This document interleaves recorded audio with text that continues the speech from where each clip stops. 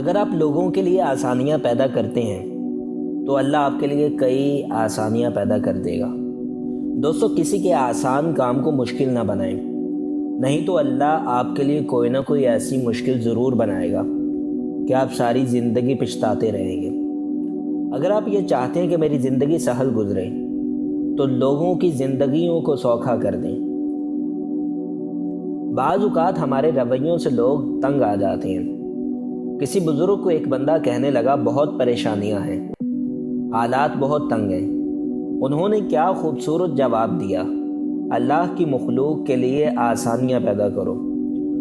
دوستو، اگر آپ ویسے ہی کسی کی دل جوئی کریں، کسی کی مدد کریں، کسی کی مشکل کو آسان بنا دیں تو آپ کو ایسا اطمینان ملے گا، آپ کے دل کو ایسا سکون ملے گا کہ اس کا کوئی ثانی نہ ہوگا، اور ہمیں اس دنیا میں بھی اس کا فائدہ ہوگا اور کل قیامت والے دن بھی اس کا اجر ضرور ملے گا۔ اور پھر جب ہم اس دنیا سے رخصت ہو جائیں گے، لوگ ہمارے اچھے کاموں سے ہمیں یاد کریں گے، ہمارے لیے خیر کی کلمات بولیں گے۔